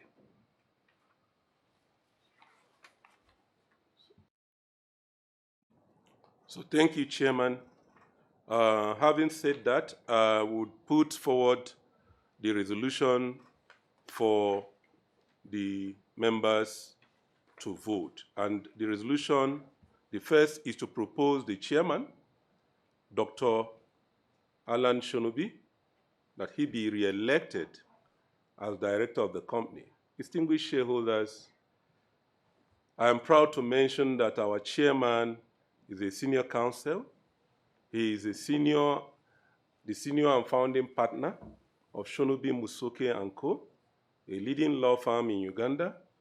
He has over the years specialized in corporate and commercial law. Dr. Shonobi has consistently been ranked as a leading lawyer in notable publications, IFLR 1000, Chambers and Partners, and is currently recognized as a senior statesman by Chambers Global. He has served in many professional capacities, including as president of the East African Law Society, as the vice president of the Uganda Law Society. Dr. Shonobi has served as chairperson on various boards and is the patron of the Entebbe Hospital and Entebbe Red Cross, amongst others, within the region and in Uganda.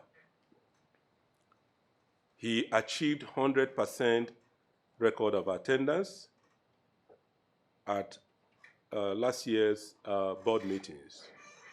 I kindly refer shareholders to page 36 of the annual report and accounts, where the record of attendance is. The motion to re-elect the chairman, Dr. Alan Shonobi, as director of the company has been proposed by Ondoma Kalemba and seconded by Paul Oligo. With your kind permission, Mr. Chairman, I will now put that resolution to the meeting for voting. Please, members, you may vote using the platform for better management of the process. The result will be announced at the end of the meeting. Mr. Chairman, the second resolution, which was earlier advertised to re-elect the Vice Chairman, Mr. Rotimi Fashola, has been overtaken by events. As you have announced to members, he has not offered himself for re-election. Thank you, Mr. Chairman. We'll proceed with the voting on the election of directors. Thank you.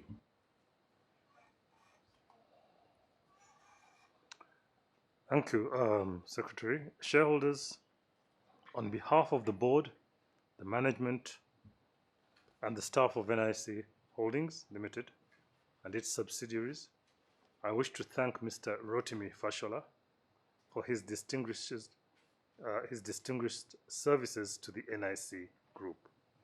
We wish him the best in the future. Thank you very much, Mr. Fashola. We now come to item 4 on the agenda, which is to reappoint KPMG as external auditors of the company for the year ending 31st December 2023, and to authorize directors to fix their remuneration. I now request the Company Secretary to read the proposed resolution with respect to the reappointment of external auditors. Thank you, Chairman. Distinguished shareholders, the resolution put forward to you is as follows. To reappoint KPMG as external auditors of the company for the year ending 31st December 2023, and to authorize directors to determine their remuneration. Mr. Chairman, Philip Okumu has proposed this motion, and Kakumirizi Joel has seconded the motion.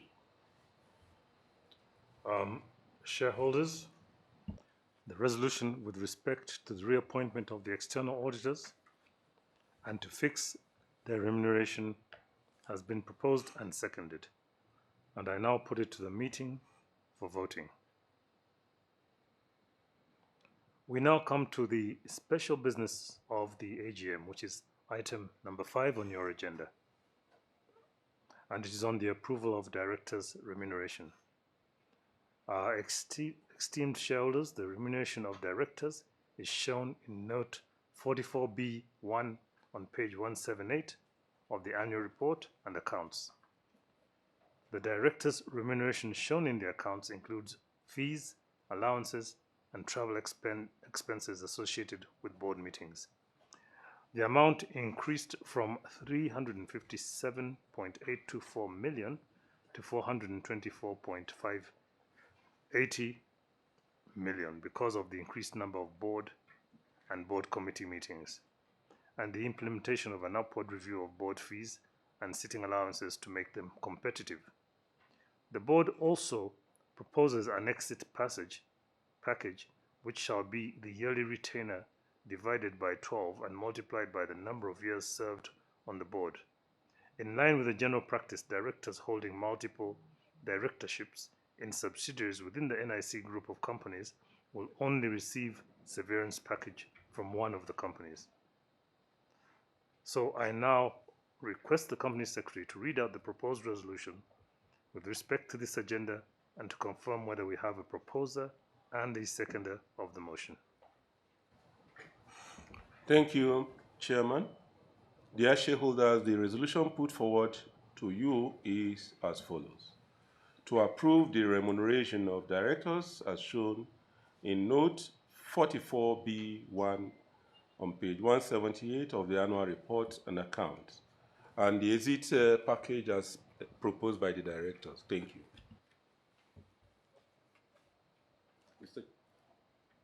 In respect of this motion, Mr. Chairman, Paul Olingo has proposed, Emmanuel Onoha has seconded. Thank you. Okay, shareholders, the resolution to approve the remuneration of directors has been proposed and seconded, and I now put it to the meeting for voting.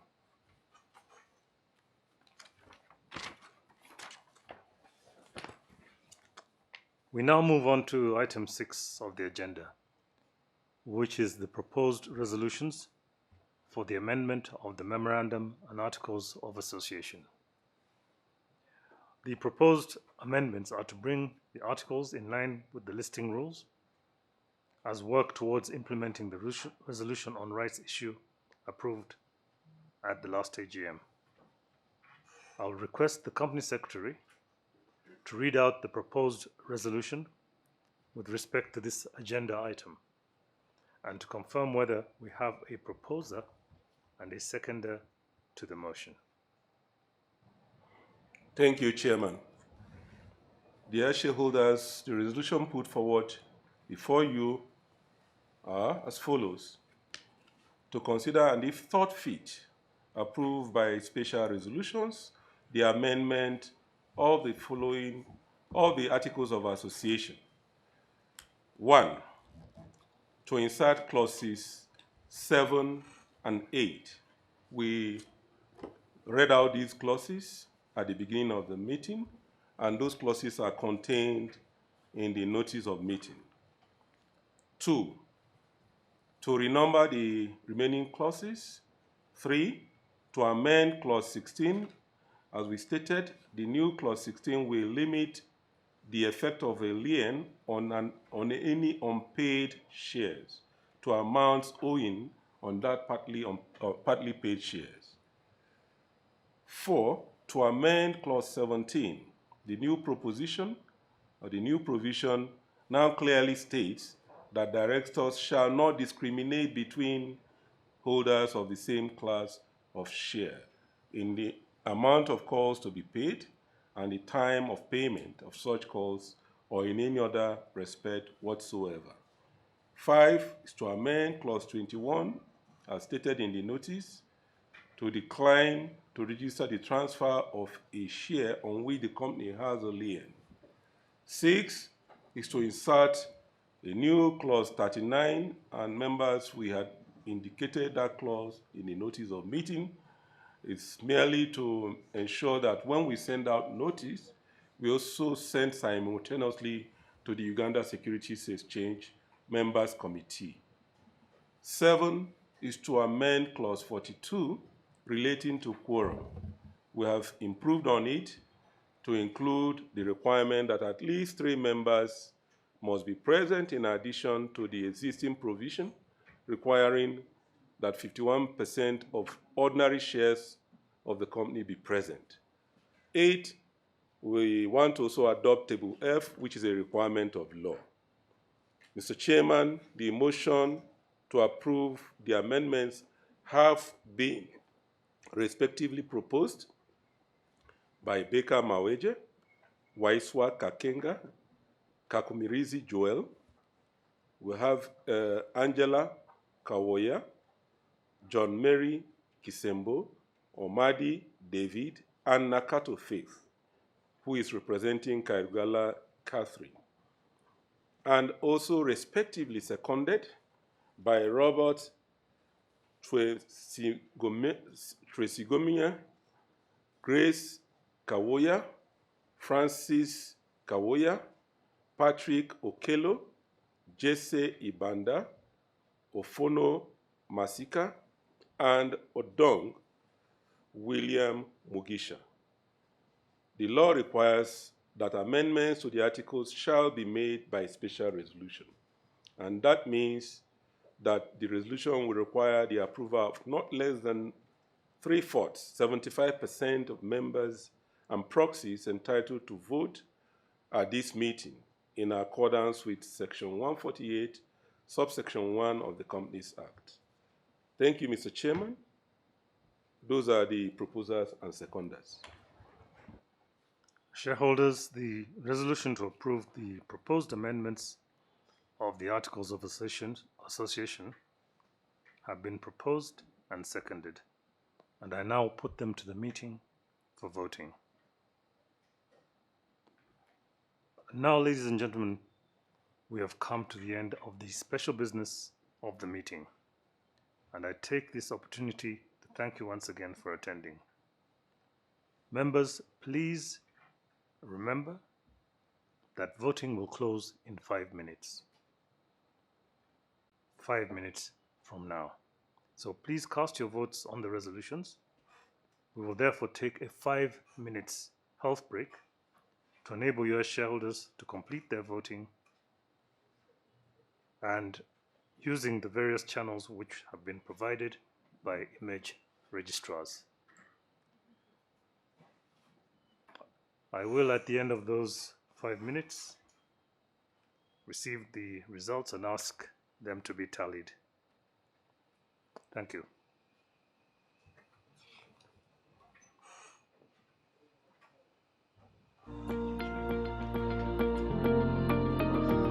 Welcome to the 22nd Annual General Meeting for NIC Holdings Limited. Once voting is open, those eligible to vote will receive a prompt on their mobile phones asking them to vote by dialing the provided USSD code on their mobile phones and following the prompts, or by voting via the live stream link. Those with multiple accounts or holding proxies on behalf of other shareholders will be prompted to vote for the various accounts consecutively. Registered shareholders and proxies will key in and dial the following USSD code from any mobile phone network in Uganda and Kenya. Once the shareholder chooses the language, the next prompt will be as follows. Welcome to the 22nd NIC Holdings Limited AGM. Reply with 1. Once the shareholder has responded, they shall receive the following prompt. Accounts registered with your number are listed below. Reply with 1 to vote using the first listed account. Continue following the same prompts for all other resolutions. Shareholders with multiple accounts shall be prompted to vote until they exhaust all their accounts. Shareholders will receive an SMS with their live stream link. Once you click the link, you will find the Vote button on the dashboard. Click the button and thereafter click the voting options as per your choice. Once completed, click the Vote for Motions button to complete voting. Closing of voting will be announced by the chairman. Results of the resolutions voted on will be published on the company's website within 24 hours following conclusion of the AGM.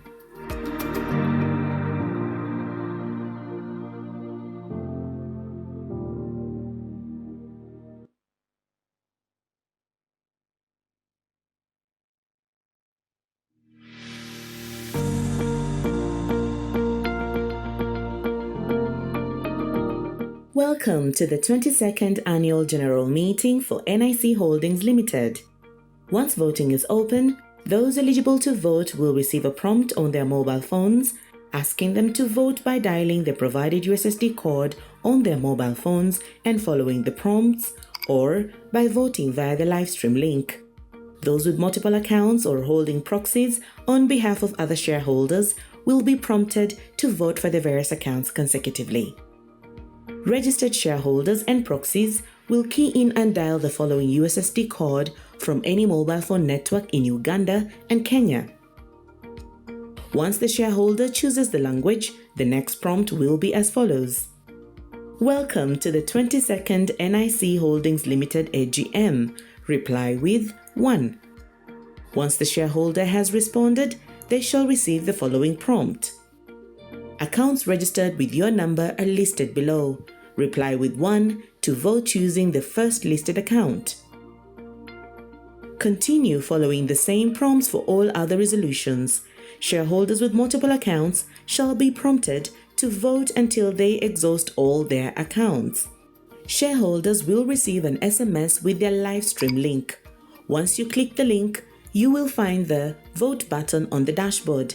Click the button and thereafter click the voting options as per your choice. Once completed, click the Vote for Motions button to complete voting. Closing of voting will be announced by the chairman. Results of the resolutions voted on will be published on the company's website within 24 hours following conclusion of the AGM.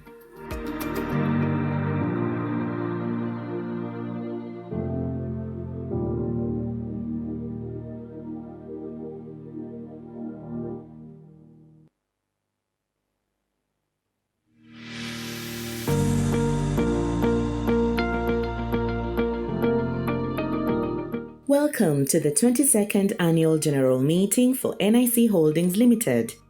Once voting is open, those eligible to vote will receive a prompt on their mobile phones asking them to vote by dialing the provided USSD code on their mobile phones and following the prompts, or by voting via the livestream link. Those with multiple accounts or holding proxies on behalf of other shareholders will be prompted to vote for the various accounts consecutively. Registered shareholders and proxies will key in and dial the following USSD code from any mobile phone network in Uganda and Kenya. Once the shareholder chooses the language, the next prompt will be as follows.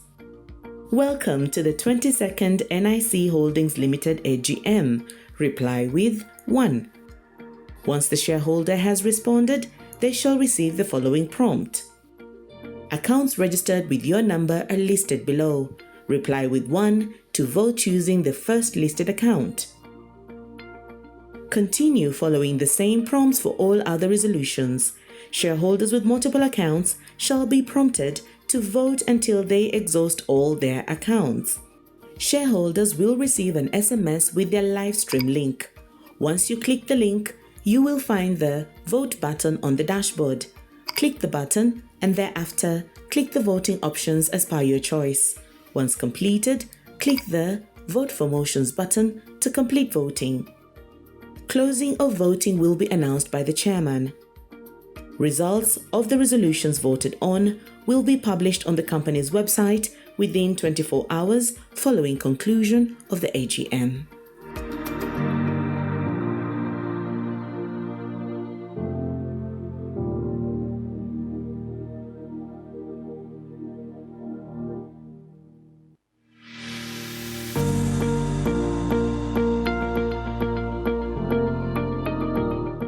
Welcome to the 22nd Annual General Meeting for NIC Holdings Limited.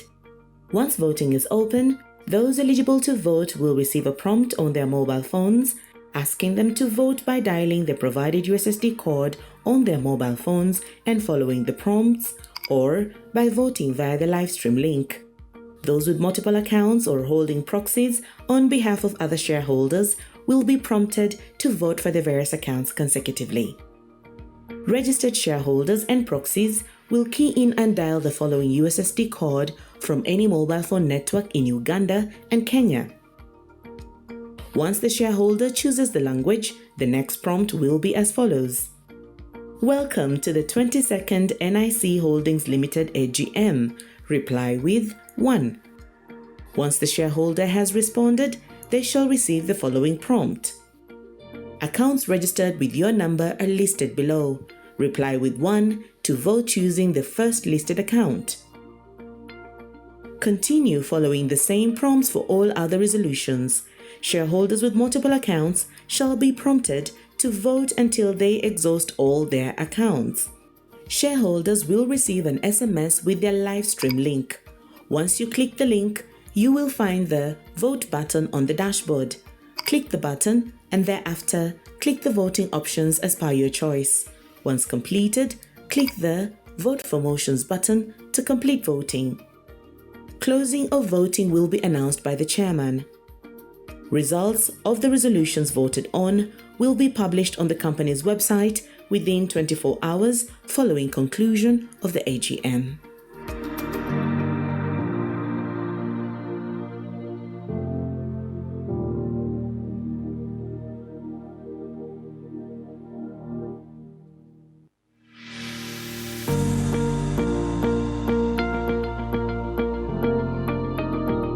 Welcome to the 22nd Annual General Meeting for NIC Holdings Limited. Once voting is open, those eligible to vote will receive a prompt on their mobile phones asking them to vote by dialing the provided USSD code on their mobile phones and following the prompts, or by voting via the live stream link.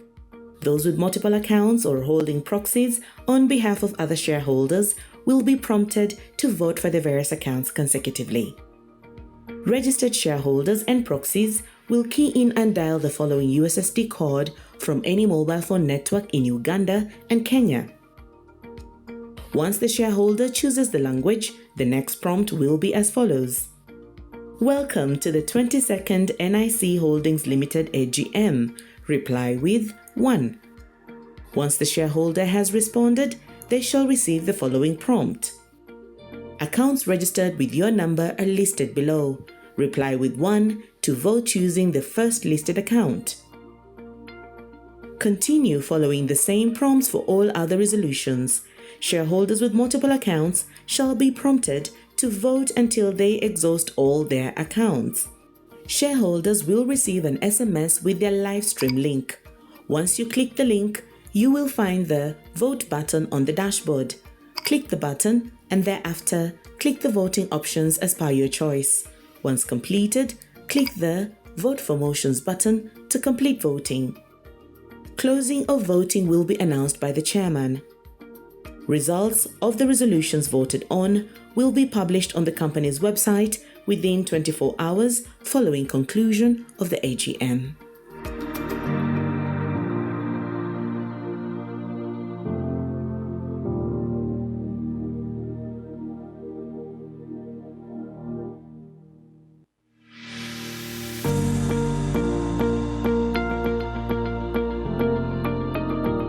Welcome to the 22nd Annual General Meeting for NIC Holdings Limited.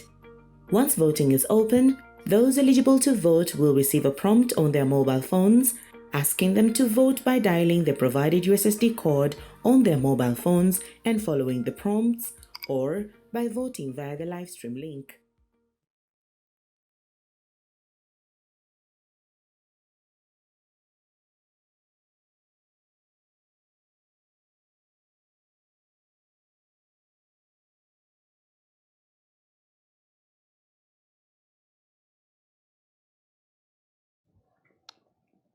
Thank you and welcome back.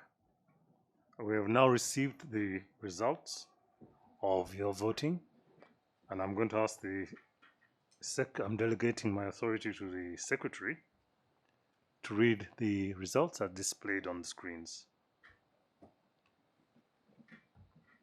Thank you, Chairman. The first resolution to lay before the members the financial statements, it was approved by 100%. We have 1.5, in fact 1.6, approximately 1.6 billion shares that voted in favor, 0 rejected, and none abstained. To declare a dividend, expectedly, we have 1.6 billion who have overwhelmingly approved that. We have 0 rejection, 0 abstention. To re-elect the chairman, we have approved voters, 1.59 billion, that is 99.98%, approximately 100% of shareholders have voted to re-elect our chairman, and we thank them. We have some shareholders representing 286,875 shares, that is 0.0179%, who did not vote in favor. To reappoint KPMG, we have 1.567 billion, that is 99.9953% of shareholders who have approved to reappoint KPMG. We had about 73,200 shares who voted against, and some who abstained from voting. The remuneration of directors was also approved overwhelmingly. We have 1.568 billion voting in favor, that is 99.9752%. We had 387,515 shares voting against, and some who abstained.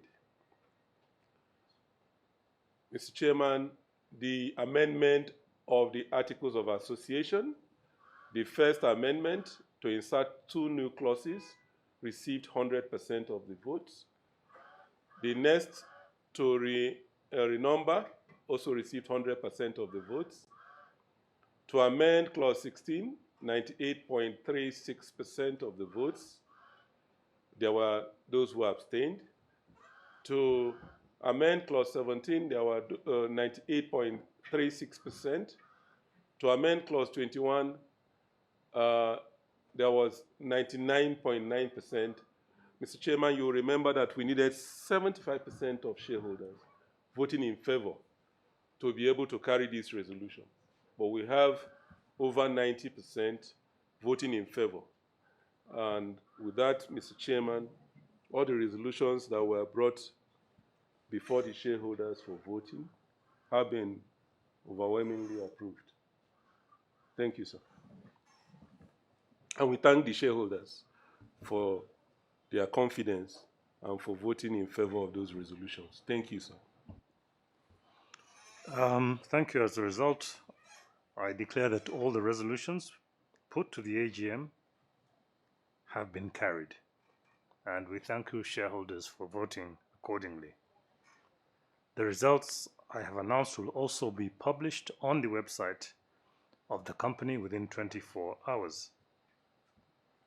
Therefore, members, shareholders, that concludes the business of the 22nd Annual General Meeting. I thank you for your attendance. I thank you for your participation. I thank you for your vigilance in attending, and I declare the meeting officially closed. We request if there are any members of the press who wish to stay behind for a brief session and question and answer session. Once again, I want to thank and acknowledge our service providers, SCD registrars, and our registrars and Image Registrars Limited, who organized the arrangement for virtual participation in this meeting. Thank you and keep safe.